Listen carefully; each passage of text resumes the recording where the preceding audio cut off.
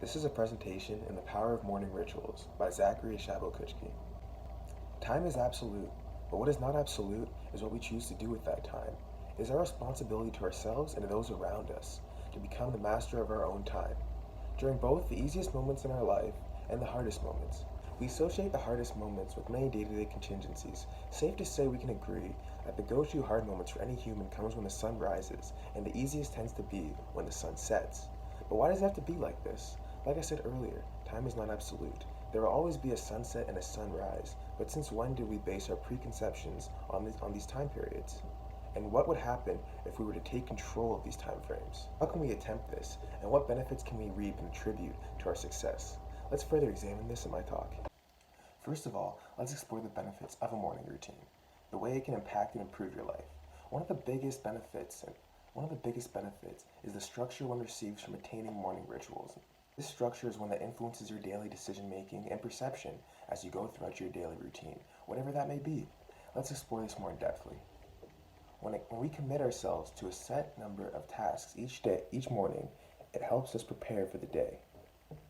We leave our house with the feeling of accomplishment that provides us with self-respect along with motivation, strong foundation that would influence anyone's decision-making abilities. Maybe you decide to eat a healthier lunch option out of self-respect, or maybe you decide to go to bed earlier because you know you've been having trouble sleeping and that will affect your morning ritual the next day.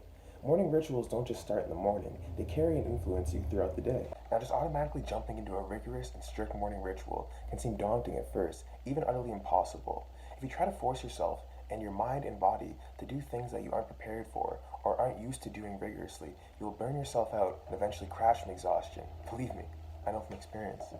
Think of it as a hot cup of tea, for example. If you drink the tea too fast, you will burn your tongue, unable to enjoy tea the next day.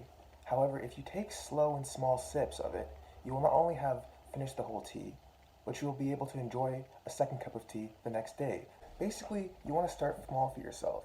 Maybe preparing a lunch in the morning, or maybe just having a face cream exercise in the morning. Once you get more comfortable with this, you can start having bigger aspirations. Maybe you jog in the morning, work out. It's up to you. Morning rituals are specifically tailored to the person based off their aspirations and their desires. All you have to understand is that Rome was not built in one day. The topic of this presentation is the importance of habitual actions when we wake up and how this will overall shape our lives in a positive and productive manner. But let's examine the root cause. I'm sure most of us would agree that the perfect end to a day is some late night Netflix, or maybe going out to the bar having a drink with your friends. And believe me, I agree with you. But what time you go to bed and the things you do before you go to bed will have a great impact on your ability and desire to reinforce a morning ritual the next morning consistently.